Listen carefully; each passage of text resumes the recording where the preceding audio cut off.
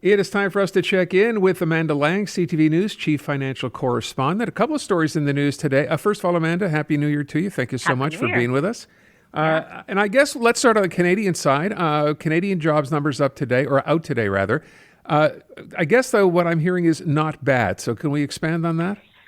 Yeah, I mean, after three super strong months in a row, there actually was an expectation for job losses.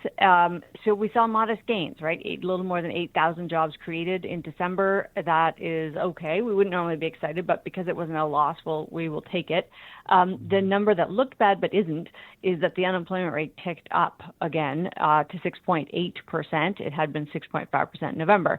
You might say, well, why is that good news? It's good news because it means more people entered the labor force. And that is because of the 3 months prior. It's been stronger. It looks like the job market is holding its own. We are seeing job creation. These were full-time jobs, by the way, Aaron. So it's bringing people who had opted out of the market back in, makes the unemployment rate higher, but it's a sign of confidence. So overall, pretty good, I'd say. All right, so that's our numbers, and I don't necessarily want to compare them to the U.S., but same day numbers coming out there, and pretty much the same, I think, right? Nothing to get too excited about, but nothing to look at and go, the bottom's falling out. I think that's true, although I would put a little bit more of an asterisk on the U.S., which is that their labor data has been weak. And although it's true their jobs numbers were kind of benign in the same way, they posted productivity data this week that was super strong. So their productivity was up 5%, but that was driven by a big reduction in hours worked and wages. Which is the worst reason for productivity to increase. And so I saw that and I thought that's a sign of a bit of trouble. That means corporations are investing in technology and replacing workers. We saw that in the 1990s with the big, tech push. That will happen with AI, and there are real world consequences of it. And if that's starting to show up, it's good for corporate profit, but bad for human beings. So let's touch on a couple of things, because the big story, of course, during the week was what happened in Venezuela last weekend, and as specifically applies to Canada, what it could potentially do to oil prices here. And I've read a couple of different takes on this, but the one that I didn't think got a lot of attention at the outset was this idea that as much as Venezuela has the largest oil reserves in the world, and that obviously might pose a problem for Canada, the one story is it would take so long, or will take so long, for this oil to become, I guess, sellable, if you will, that it's really not going to hurt Canada in the short term or maybe even in the medium term. But then I read a piece that suggested, we're in a global oil glut right now, and clearly that can't be good for prices. So how does this play out in your opinion? Yeah, I mean, you're absolutely right that even if everybody agreed that there was stability and the big U.S. oil companies could go in and get Venezuela pumping at full tilt, it'll take some time. Now, I haven't dug in to know for sure. I've seen a couple of years.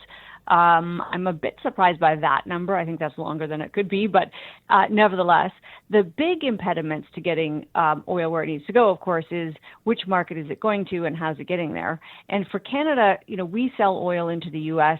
A lot of our oil sands oil, which is what you would be competing with Venezuela, that heavy crude, goes to the U.S. Midwest, a landlocked region. It goes overland, not by sea. That's not likely to change anytime soon, so we have a good, strong market. To your point on the sheer supply versus demand, the U.S. has turned into the energy superpower of the world. It's pumping more oil than anyone else. And so it does change the dynamic a little bit. And every new barrel that's brought online is adding to that. So you'll see a lower price. That is okay if your production costs can handle a lower price. And the good news for Canada is our oil sands producers have lowered their break-even rates. So it used to be you needed quite a high price of oil for them to be making money. They can make money at a much lower rate. Governments make less, of course, when we see the price of oil come down. And the Premier of Alberta said not long ago she would like to see $70 oil for her revenue purposes. We're not going to get that. The expectations are closer to 60 for the next 3 years. So that's a big adjustment, but it's something we're going to have to learn to live with. So, but the other thing, it's interesting. A day or two after this whole Venezuela situation went down, and Donald Trump finished saying the word oil 20 times in explaining what they had done. Danielle Smith just used the opportunity to come out and say, we really need to step up this idea of that pipeline running west. Based on that memorandum of understanding, right, between the Prime Minister and Alberta. But there's still no uptake on this, is there? I mean, how far away are we from having that happen, do you think? There's some big impediments. Anybody who's old enough to remember Enbridge's first effort ages ago at the Northern Gateway, there's a lot of pushback to having oil tankers in this northern BC region, the coastal region, and I don't see how that changes. And so the question is, are there southern routes that we could increase? Could we twin existing pipelines faster? Could we get more oil to market? Yes, that's probably all true, and that might be now where we kind of focus our attention. What does make sense is, in a world where the U.S. is kind of carving up zones of influence, if Canada can sell oil without, costing ourselves strategically, that's a big asterisk. But let's say we could say to China, look, you're not going to get oil from Venezuela, and the U.S. is not your friend right now. We can be your friend. We will sell you oil. Mm-hmm. We got to get it to them somehow. So the getting our oil to Tidewater still makes sense if that's what we're going to be doing, is playing in that market. I'll go back to the point of there's a lot of oil in the world. Every new barrel we put on the market makes the glut bigger, right? So we'll take less per barrel, even though we take more market share. That's just a trade-off that's going to happen. And eventually, Aaron, we will all move away from fossil fuels, right? Greener electricity-based technologies will come online. So we do need sort of a baton passing at some point. Is that 100 years from now? Maybe. But we need to have it in our minds that we won't be selling fossil fuels forever.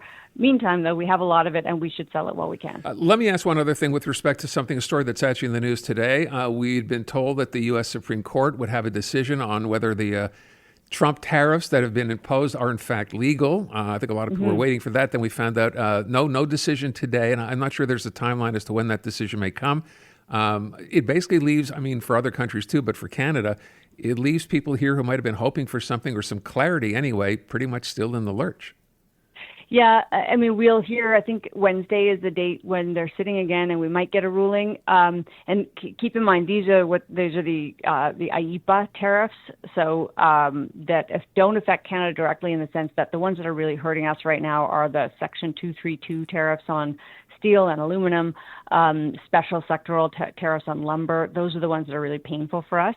But these tariffs affect a lot of countries we do business with. So I was just looking at some businesses that buy their products from IEEPA-affected countries. So they had been having to pay tariffs to bring the products in and sell into the U.S. market.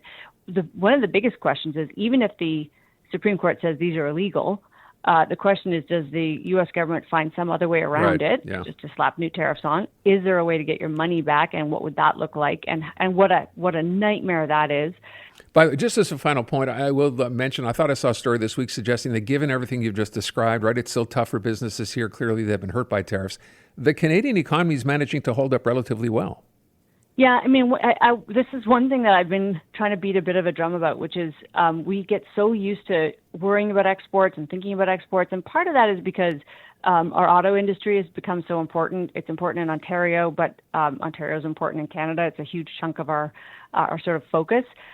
2/3 of our economy is driven by domestic activity. 1/3 is driven by exports.